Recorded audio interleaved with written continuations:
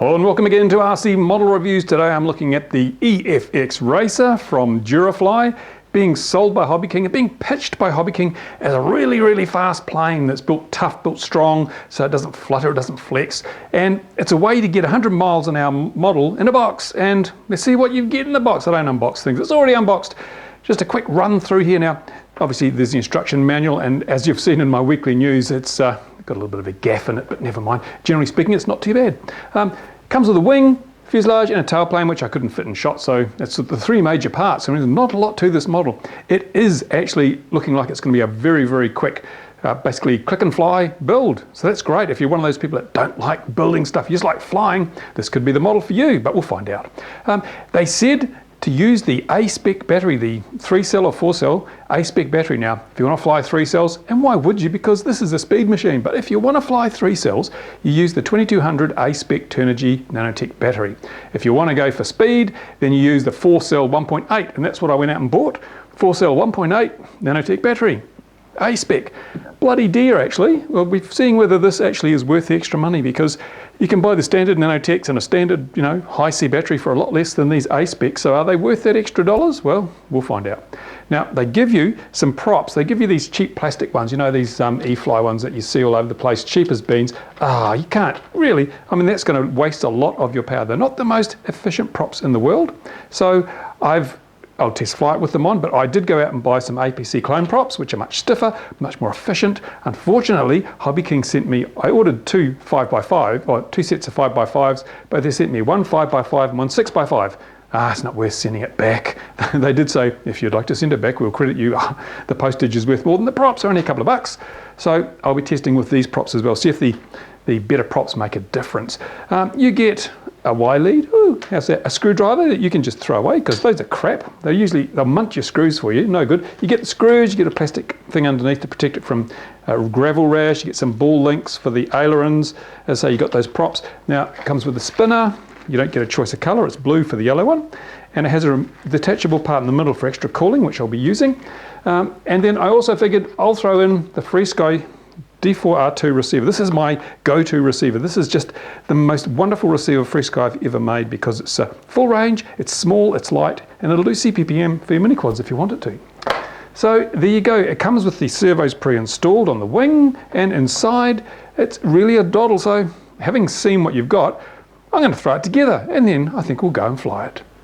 Now, one thing you may have trouble with is the EFX Racer comes with ball links, not just clevises, but ball links. This is really good because a properly installed ball link has very little slop, and that's important on a fast model because you don't want flutter, which slop often induces flutter. So the problem is, of course, how do you get the ball links on? Because they are really tight. You can push as hard as you like and they're not going to go on. The instruction manual says use some ball link pliers, but I suspect that a lot of people buying this model will not have ball link pliers in their cupboard. And to go and buy a set of ball link pliers just to do this model might seem a bit extreme. In fact, I wished I'd thrown in some ball link pliers instead of that nasty little screwdriver, because everyone's got a Phillips screwdriver, but not everyone has a set of ball link pliers. So I'm going to show you how to put ball links on without the special tools. What you need is a nut, in this case a 5mm nut, or the imperial near equivalent. In choosing a nut, I'll just take this out of the way, in choosing a nut you want to make sure it's a nut that will actually slide over the ball on the ball link. It has to slide over that, right? And it has to be small enough that it's going to fit over the this flat bit on the, use this one as an example. So it's going to fit nicely over that bit there. The idea is that if you just put pliers on here, you're going to crush stuff and it's going to deform the plastic. And once this gets partway home, it's going to hit the little screw in there and it's not going to go all the way home. So you're going to have a lot of trouble.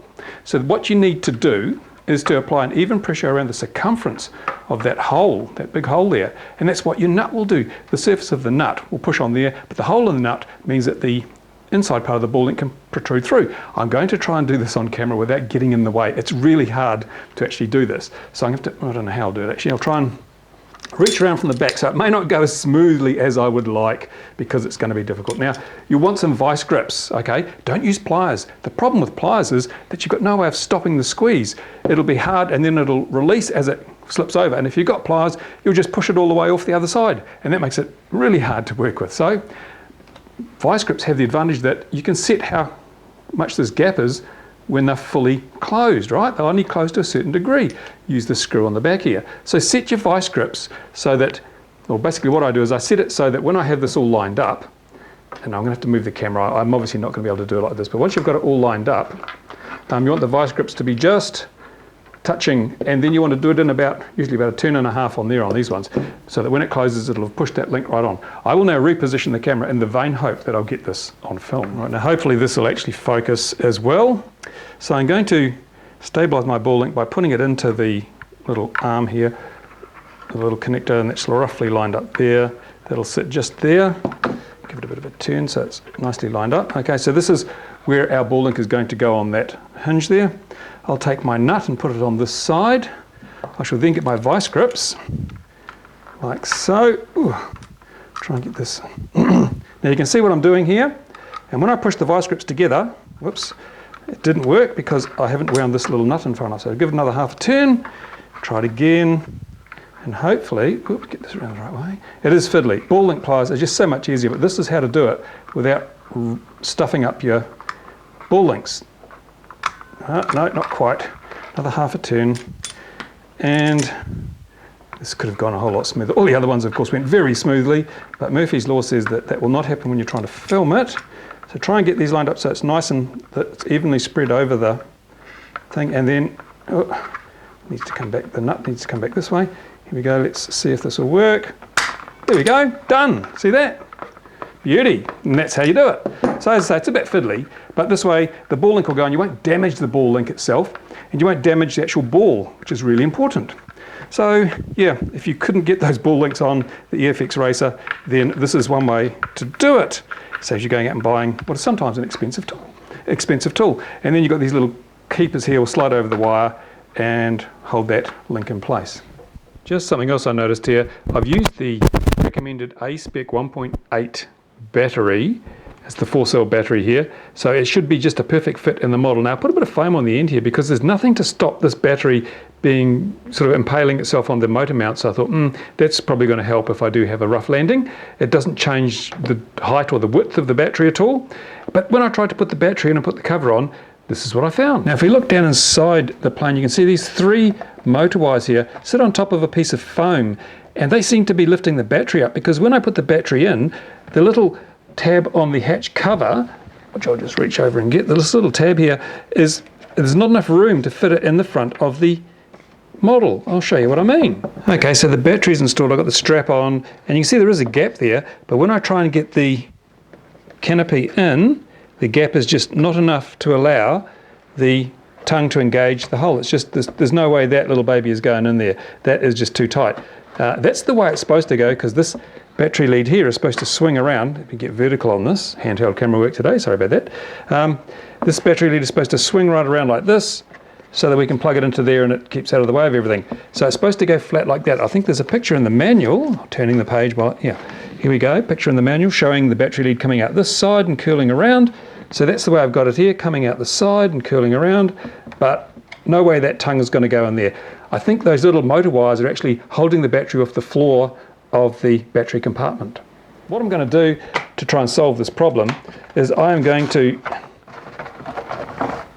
get in there. I'm just going to recess the foam a bit where those 3 wires run across. Also, I want to keep them separate, because if you look very closely, I don't know if the camera will pick it up, there is exposed wire where the bullets, the heat shrink doesn't go all the way to the end of the bullet. So in theory, they could bang together and short out, which is really going to ruin your day if you're flying at 100 miles an hour. Take out your speed controller, and that'll probably then take out your motor. So I'll make a little mod there. So be aware when you get yours, that this battery is just not going to fit out of the box. At least if your battery is the same size as my 1.8. So there we go, just a few minor niggles and putting the thing together, and look, it's all finished, it's all together, and in fact, I have flown it. Now, unfortunately, the day was pretty crappy. The weather, it's spring, we don't get 5 minutes of decent weather before it rains and blows and whatever, but I managed to grab a little window of opportunity. Unfortunately, cloudy skies make it very hard to shoot video with an autofocus camera, and Roddy's not up with adjusting the manual controls, so Didn't get a lot of footage I can use. There's a few snippets here of the model, and yeah, I'm going to have to do another video when the weather is better, showing you how this thing actually flies. But to give you an idea, I really like it. I really like the way this thing flies. It grooves, you know, it just stays where you point it, and it is fast. Is it 100 miles an hour? I don't know, but I'm going to put the GPS in it. We're going to find out in the next video, the flight video that I'll do as a follow-up to this. Now, it's a very quick model, it's very groovy, as I said. It's not an ideal first model, as you might expect. It's probably not a good second model even. Although it doesn't have any bad vices in terms of low-speed handling, you do have to think a bit ahead. You know, if you have to stop and think, which way am I going to push the stick now? It's not the model for you. It's a model that requires that your flying inputs are already sort of instinctive. It's probably a good third or fourth model, but not a first or second model. But if you want one for Christmas, get one. Even if you're a novice, keep it in the box, pull it out when you've got a few skills under your belt. You will love this model. I really do think it's good. I'm going to give it a thumbs up, and I don't give that many big thumbs up, but this is a real thumbs up product from Durafly, bought from HobbyKing. Brilliant. So if you've got questions, comments, put them on the bottom of this video, and I'll do my best to answer them. And I'll be doing the proper flight video as soon as the weather allows. In the meantime, I had better put this down and get back to the bench. Bye for now. This is pretty quick. It's a pretty quick model, I have to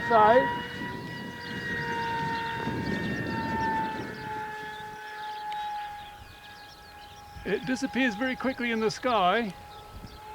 Here we go.